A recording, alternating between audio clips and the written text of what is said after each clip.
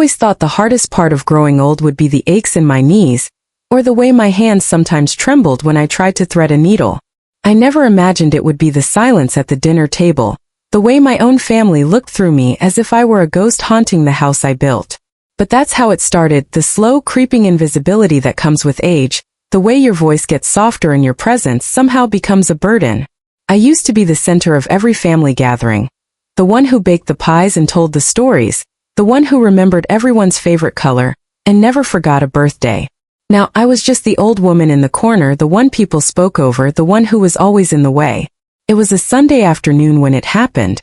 The kind of day that used to mean laughter and the smell of roast chicken, the clatter of dishes and the sound of my grandson, Ethan, running through the hallway with his shoes still on. But this Sunday was different. The house was quieter, the air heavy with things unsaid. My daughter Linda was in the kitchen scrolling through her phone, barely glancing up as I shuffled in to offer help. "I've got it, Mom," she said, her voice clipped, her eyes never leaving the screen. I nodded and retreated, feeling the sting of rejection settle in my chest. Ethan was sprawled on the couch, headphones in, eyes glued to his tablet. He was 16 now, all sharp elbows and rolling eyes, a stranger in the body of the little boy I used to tuck in at night. I sat in my favorite armchair, the one with the faded floral print, and watched him for a moment, remembering the way he used to climb into my lap and beg for stories about when I was a girl. I cleared my throat, hoping to catch his attention. "Ethan, would you like to help me set the table?" I asked, my voice gentle. He didn't look up. "Why? You always do it," he muttered, his words muffled by the music in his ears. I tried again, a little firmer this time. "It would be nice to have some company in the kitchen." He sighed, finally pulling out one earbud. "Grandma, you're always asking for help. Can't you do anything by yourself? You're just useless now." The words hung in the air, sharp and cold, slicing through the quiet like a knife. Linda looked up then, her eyes wide, but she didn't say anything. She just went back to her phone, pretending not to hear. I sat there, stunned, the word echoing in my mind. Useless. I had been called many things in my life: strong, stubborn, loving, even difficult, but never useless. I felt the heat rise in my cheeks, a mix of shame and anger, but I swallowed it down, refusing to let him see me cry. The rest of the afternoon passed in a blur. I set the table alone, my hands shaking as I placed the plates and folded the napkins just so. I listened to the sound of Ethan's laughter drifting from the living room, the way he joked with his friends online, his voice light and carefree. I wondered when I had become invisible to him, when the stories and the cookies and the endless patience had stopped mattering. That night, after everyone had gone to bed, I sat at the kitchen table with a cup of tea, staring at the moonlight spilling across the linoleum. I thought about all the things I had done for this family, the sacrifices, the sleepless nights, the years spent putting everyone else first. I thought about the way Ethan used to look at me, his eyes wide with wonder, and how quickly that had changed. I felt something shift inside me, a quiet resolve settling in my bones. I wasn't useless. I wasn't invisible. I still had power, even if they couldn't see it. I reached for the old wooden box I kept at the back of the pantry, the one no one ever bothered to open. Inside were the documents I had spent years collecting: bank statements, property deeds, insurance policies, and most importantly, my will. I had written it myself with the help of a lawyer I trusted, making sure every detail was exactly as I wanted. No one in the family knew what was in it. They all assumed the house and whatever money I had left would go to Linda and, by extension, Ethan. But I had other plans. I remembered the day I first met with my lawyer, Mrs. Patel, a sharp-eyed woman with a kind smile and a mind like a steel trap. She had listened patiently as I explained my wishes, never once making me feel foolish or old. "You have every right to decide what happens to your estate, Mrs. Harris," she had said, her voice firm. "Don't let anyone make you feel otherwise." I had nodded, feeling a sense of control I hadn't felt in years. I spent the next hour reviewing the documents, making sure everything was in order. I smiled to myself as I read the final clause, the one that would change everything. I had set up a trust, one that would only be revealed upon my passing, and its terms were clear. Ethan would receive nothing unless he could prove in writing that he had spent at least 1 year volunteering at the local senior center. I wanted him to understand the value of kindness, the importance of respect, the weight of words spoken in anger. I wanted him to learn that love was something you earned, not something you inherited. As I closed the box and tucked it back into its hiding place, I felt a sense of peace wash over me. I wasn't useless. I was the architect of my own legacy, the keeper of secrets they would never suspect. I went to bed that night with a smile on my lips, knowing that the story wasn't over, not by a long shot. The next morning the house was filled with the usual sounds, Linda clattering dishes in the kitchen, Ethan's footsteps thumping down the stairs, the television humming in the background. But something in me had changed. I moved with a quiet confidence, a sense of purpose that I hadn't felt in years. I made breakfast as I always did, frying eggs and toasting bread, but I watched Ethan closely, studying the lines of his face, the way he barely glanced at me as he poured himself a glass of juice. "Morning, Grandma," he mumbled, not meeting my eyes. "Good morning, Ethan," I replied, my voice steady. I set his plate in front of him, careful not to let my hands shake. He ate quickly, barely tasting the food, his mind already elsewhere. Linda joined us, her hair pulled back in a messy bun, her eyes tired. She offered me a small smile, but it didn't reach her eyes. "Mom, are you feeling all right?" she asked, her voice soft. "I'm fine, dear," I said, forcing a smile. "Just a little tired, that's all." She nodded, accepting my answer without question. I wondered if she noticed the way I watched Ethan, the way I seemed to be measuring every word, every gesture. I wondered if she remembered the woman I used to be. The one who never let anything slide, the one who fought for her family with everything she had. After breakfast, I retreated to my room, closing the door behind me. I sat at my vanity, staring at my reflection in the mirror. The woman who looked back at me was older, yes, but her eyes were still sharp, her spirit unbroken. I thought about the years I had spent putting everyone else first, the dreams I had set aside, the parts of myself I had hidden away. I thought about the word Ethan had used, useless, and I felt a flicker of anger, hot and bright. I decided then and there that I would not let that word define me. I would not let my grandson's carelessness become the story of my life. I would show him and everyone else that I was still here, still capable, still worthy of respect. I spent the day making phone calls, reaching out to old friends I hadn't spoken to in years. I called Mrs. Jenkins from church, who invited me to join her for tea the following week. I called Mr. Alvarez from the community garden, who told me they could always use an extra pair of hands. I even called the director of the local senior center, asking if they needed volunteers. "We'd love to have you, Mrs. Harris," she said, her voice warm. "We're always looking for people with your experience." I hung up the phone, feeling a sense of accomplishment. I wasn't just sitting around waiting for life to happen to me. I was taking charge, making connections, building a life outside the walls of my home. I spent the afternoon in the garden, pulling weeds and planting new flowers, letting the sun warm my face. I felt alive in a way I hadn't in years. That evening, as I sat on the porch with a glass of lemonade, Ethan came outside, his phone in hand. He hesitated for a moment before sitting down beside me, his eyes fixed on the horizon. "Grandma," he said, his voice uncertain. "Can I ask you something?" "Of course, dear," I replied, turning to face him. "Why do you always do so much for everyone, even when nobody helps you?" I studied his face, searching for the boy I used to know. "Because that's what family does, Ethan. We take care of each other, even when it's hard, even when it feels like no one notices." He looked away, his jaw tight. "I didn't mean what I said yesterday. I was just mad, I guess." I reached over and placed my hand on his. "Words matter, Ethan. They can hurt more than you realize." He nodded, but I could see he was still struggling to understand. I decided not to push. Some lessons take time to sink in. The days passed, each one a little brighter than the last. I threw myself into my new activities, volunteering at the senior center, helping in the community garden, attending church socials. I made new friends, shared stories, and rediscovered parts of myself I thought I had lost. I felt a sense of purpose, a reason to get up each morning. Ethan watched from a distance, his curiosity growing. He saw the way people greeted me at the grocery store, the way I laughed with my friends, the way I moved through the world with quiet confidence.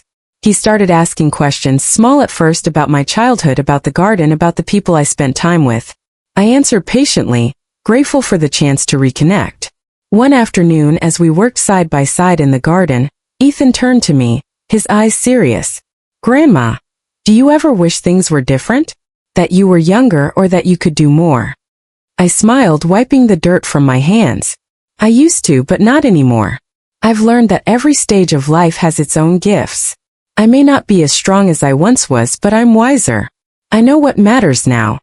He nodded, thoughtful. "I think I get it." I hoped he did.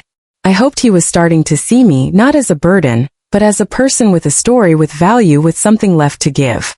That night, as I lay in bed, I thought about the secret well tucked away in the pantry. I wondered what Ethan would think when he finally learned the truth, when he realized that everything he took for granted could be gone in an instant. I hoped it would be the lesson he needed, the one that would shape the man he would become. The weeks rolled by, and the rhythm of our lives shifted in subtle ways. I noticed Ethan watching me more closely, his eyes lingering when I laughed with friends on the phone, or when I returned from the senior center with stories to share. He didn't say much, but I could sense the questions swirling in his mind. Sometimes I caught him glancing at the old photo albums I kept on the living room shelf, his fingers tracing the edges of pictures from a time before he was born. I wondered if he was searching for the woman he thought he knew, or if he was beginning to realize how much he had yet to learn. One Saturday morning, Linda announced she would be working late and asked if I could keep an eye on Ethan. I smiled and agreed, secretly grateful for the chance to spend time with him. After breakfast, I suggested we bake cookies together, a tradition we had shared when he was younger. He hesitated, but eventually shrugged and followed me into the kitchen. We worked in silence at first, the only sounds the clatter of bowls and the hum of the oven. I measured flour and sugar, letting Ethan crack the eggs and stir the batter. As the scent of chocolate chip cookies filled the air, I saw a flicker of something familiar in his eyes, a memory perhaps of simpler times. "Grandma," he said quietly, "do you ever get lonely?" The question caught me off guard. I paused, considering my answer. "Sometimes," I admitted, "but I've learned that being alone doesn't have to mean being lonely. I have friends and I have things I care about. And I have you and your mother." He nodded, his expression thoughtful.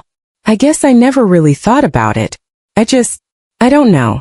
I always figured you were fine." I smiled gently.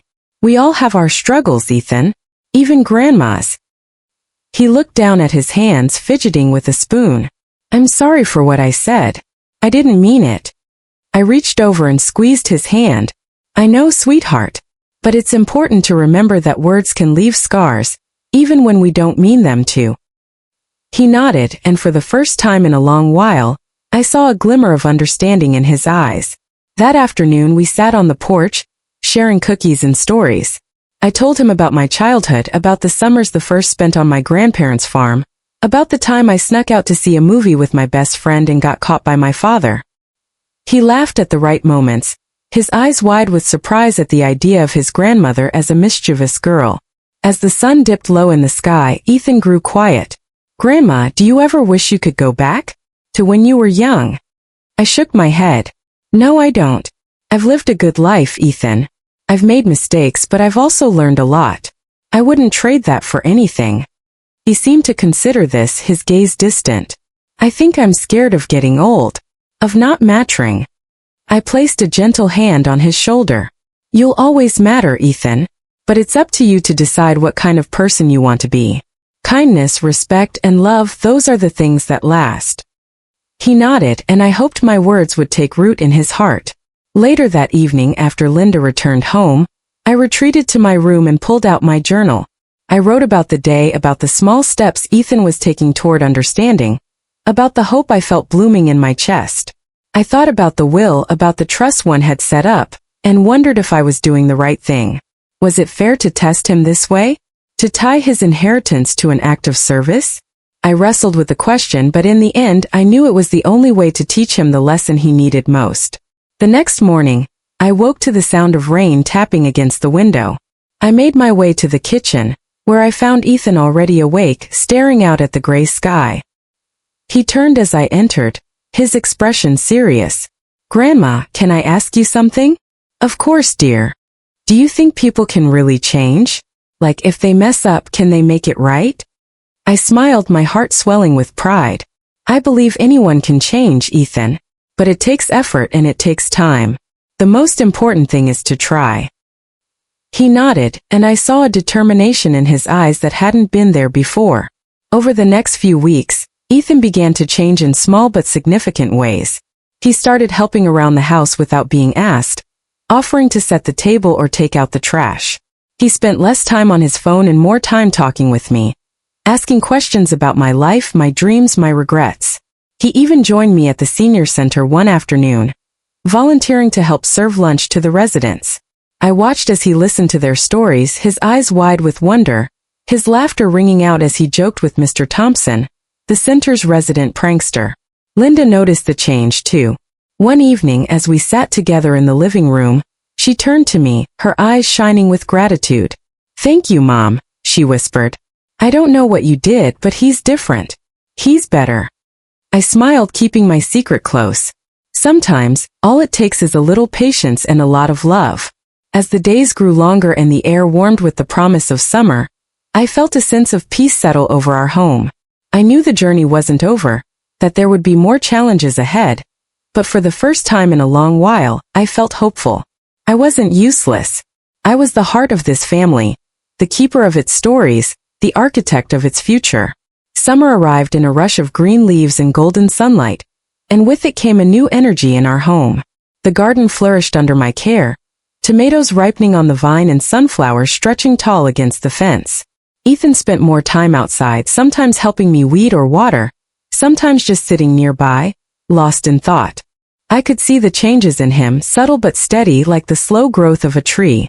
He was more patient, more thoughtful, and every so often I caught a glimpse of the little boy he used to be, the one who believed his grandmother could do anything. One afternoon as we worked side by side in the garden, Ethan paused, wiping sweat from his brow. "Grandma, do you ever get tired of taking care of everything?" he asked, his voice soft. I smiled, leaning on my trowel. "Sometimes, but I find joy in it. There's something special about watching things grow, about knowing you've helped something thrive." He nodded, considering my words. "I think I understand. It's like when I help at the senior center. At first I thought it was boring, but now I kind of like it. The people there have so many stories." I felt a surge of pride. "They do. And you're part of their story now, too." He grinned, a flash of mischief in his eyes. "Mr. Thompson says I remind him of his grandson. He told me I have a good heart." I reached over and squeezed his shoulder. "You do, Ethan. You always have. Sometimes it just takes a little time to find it." As the days passed, Ethan's commitment to the senior center grew. He volunteered every Saturday, helping with meals, playing cards with the residents, and listening to their stories. He even organized a small talent show, convincing a few of his friends to join him in performing for the seniors. I watched from the back of the room, my heart swelling with pride as he played his guitar and sang, his voice clear and strong. Linda was amazed by the transformation. She often joined us at the center, bringing cookies or helping with crafts. Our family felt closer than it had in years, the old wounds slowly healing as we built new memories together. One evening as we sat on the porch watching fireflies dance in the twilight, Ethan turned to me, his expression serious. "Grandma, can I ask you something personal?"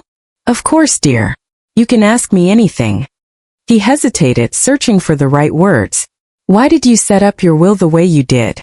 I mean, I know you probably have, but I guess I'm just curious." I looked at him, surprised by his question. "What makes you think I've set up my will?" He shrugged, a sheepish smile on his lips. "I heard Mom talking on the phone once. She said you were very particular about it. I just wondered why." I took a deep breath, choosing my words carefully. "A will isn't just about money or things, Ethan. It's about what you leave behind, your values, your lessons, your love. I wanted to make sure that what I leave behind helps you become the best person you can be." He nodded, thoughtful. "I think I get it. It's not just about stuff. It's about what you want us to remember." "Exactly," I said, reaching for his hand. "I want you to remember that kindness matters. That respect matters. That love is something you show, not just something you say." He squeezed my hand, his eyes shining. "I'll remember, Grandma. I promise." That night I lay in bed thinking about our conversation. I wondered if I should tell him about the trust, about the conditions I had set. But something held me back. I wanted him to continue on this path because it was right, not because he expected a reward. I wanted his actions to come from the heart. The summer slipped by in a blur of laughter and sunlight. Ethan continued to volunteer, earning the respect and affection of everyone at the senior center. He grew more confident, more compassionate, and I saw the man he was becoming, a man I was proud to call my grandson. One afternoon as we sat together in the garden, Ethan turned to me, a serious look on his face. "Grandma, do you think people ever really know how much they mean to each other? Like, do you think I've ever told you how much you mean to me?" I smiled, my heart full. "I think you show me every day, Ethan. And that means more than words ever could." He nodded, a shy smile on his lips. "I just wanted you to know. I'm sorry for the things I said before. I didn't understand. But I do now." I reached over and hugged him, holding him close. "I know, sweetheart. And I forgive you. We all make mistakes. What matters is that we learn from them." As the sun set, painting the sky in shades of pink and gold, I felt a sense of peace settle over me. I knew that the secret will, the trust one had set up, was no longer just a lesson for Ethan. It was a testament to the love and resilience that bound our family together. I had found my purpose again, not in the things I owned, but in the lives I touched, the hearts I helped shape. Autumn crept in quietly, the air turning crisp and the leaves painting the yard in fiery shades of orange and red. I found myself reflecting more often, sitting by the window with a cup of tea, watching the world change outside and feeling the changes within my own home. Ethan had started his final year of high school, and Linda was busier than ever at work, but somehow our little family felt more connected than it had in years. The wounds of the past had not vanished, but they had softened, replaced by a new understanding and respect. One Saturday morning, Ethan burst into the kitchen, his cheeks flushed with excitement. "Grandma, guess what? The senior center is hosting a Thanksgiving dinner for everyone who doesn't have family nearby. They asked me to help organize it. Will you come with me?" I smiled, my heart swelling with pride. "Of course, Ethan. I wouldn't miss it for the world." We spent the next few weeks planning the event, gathering donations and recruiting volunteers. Ethan took charge, delegating tasks and encouraging his friends to join in. I watched him with admiration, marveling at how much he had grown. He was no longer the sullen teenager who called me useless. He was a leader, a source of light for those around him. The night of the dinner arrived, and the senior center was transformed into a warm, welcoming space filled with laughter and the aroma of roasted turkey and pumpkin pie. Ethan moved through the room with ease, greeting guests, serving food, and making sure everyone felt included. I sat at a table with Mrs. Jenkins and Mr. Thompson, listening to their stories and feeling a deep sense of gratitude for the life I had lived. As the evening drew to a close, Ethan stood at the front of the room, his voice steady as he thanked everyone for coming. "We're all family here," he said, his eyes shining. "No one should ever feel alone, especially during the holidays." The guests applauded and I felt tears prick my eyes. I knew then that the lesson I had hoped to teach Ethan had taken root. He understood the importance of kindness, of community, of giving back. After the dinner, as we walked home together under a sky full of stars, Ethan slipped his hand into mine. "Thank you, Grandma," he said softly, "for everything." I squeezed his hand, my heart full. "You're welcome, Ethan. I'm proud of you." The months passed quickly and soon it was winter. The holidays brought their own challenges and joys, but through it all, our family remained strong. Linda and I spent long evenings baking cookies and wrapping gifts, while Ethan helped decorate the house and shoveled snow from the driveway. We laughed more, argued less, and found comfort in each other's company. One evening as we sat by the fire, Ethan turned to me, his expression serious. "Grandma, can I ask you something?" "Of course, dear. Do you ever worry about what will happen when you're gone?" The question caught me off guard, but I answered honestly. "Sometimes. But I trust that I've done my best to prepare you and your mother. I hope you'll remember the lessons I've tried to teach you." He nodded, his eyes thoughtful. "I will. I promise." I smiled, feeling a sense of peace. I knew that my secret will, the trust one had created, would one day reveal itself. But for now I was content to watch Ethan grow, to see the man he was becoming. As the new year approached, I decided it was time to update my will. I met with Mrs. Patel, my lawyer, and reviewed the documents, making a few small changes to reflect the growth I had seen in Ethan. I kept the condition in place. He would still need to prove a year of service at the senior center, but I added a letter, one that would be given to him along with the will. In it, I explained my reasons, my hopes, and my love for him. I sealed the letter and placed it in the wooden box, feeling a sense of closure. I knew that whatever happened, I had done everything I could to guide Ethan toward a life of kindness and purpose. The winter passed, and with it came new beginnings. Ethan graduated from high school, his eyes bright with excitement for the future. Linda and I cheered from the audience, our hearts bursting with pride. After the ceremony, Ethan hugged me tightly, whispering, "I couldn't have done it without you, Grandma." I held him close, tears streaming down my cheeks. "You did it, Ethan. You found your way."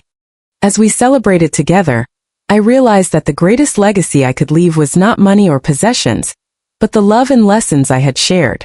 I was not useless. I was the foundation upon which our family stood, the keeper of its stories, the architect of its future. The summer after Ethan's graduation was one of the sweetest of my life. The house was filled with laughter and the scent of fresh-cut grass, the kitchen alive with the clatter of dishes and the hum of conversation. Ethan spent his days working a part-time job and his evenings volunteering at the senior center, even though he had already fulfilled the requirement I'd set in my will. He did it not for obligation but because he had discovered a genuine love for the people there, and for the feeling of making a difference. One afternoon as we sat together on the porch, Ethan turned to me, his eyes bright with a question. "Grandma, do you ever regret anything? About how you raised Mom or about your life?" I thought for a moment, watching the sunlight dance across the garden. "Of course I have regrets, Ethan. Everyone does. But I've learned that what matters most isn't the mistakes we make, but what we do after. How we grow, how we forgive, how we love." He nodded, a thoughtful smile on his lips. "I think I understand now. I used to think life was about getting things, money, stuff, even approval. But it's really about what you give." I reached over and squeezed his hand, pride swelling in my chest. "That's right, sweetheart. And you've given more than you know." As the days grew shorter and the first hints of autumn returned, I felt a quiet satisfaction settle over me. I had lived a full life, one marked by both hardship and joy, and I had watched my grandson transform from a boy who once called me useless into a young man of compassion and strength. I knew that when the time came he would discover the truth of my will, the trust, the letter, the lesson I had hoped to leave behind. But I also knew that in many ways, he had already received the greatest inheritance I could offer, the knowledge that he was loved, and the understanding of what it means to love in return. On the last evening of summer, as the sun dipped low and the cicadas sang their song, Ethan and I sat together in the fading light. He leaned his head on my shoulder, and for a long moment, we simply watched the world turn, content in the quiet peace we had found. "Thank you, Grandma," he whispered, his voice barely more than a breath. I smiled, my heart full. "Thank you, Ethan, for seeing me, for loving me, for reminding me that I am never ever useless." And as the stars blinked to life above us, I knew that my story and his was far from over. We had built something lasting, something beautiful, and that was a legacy no one could ever measure.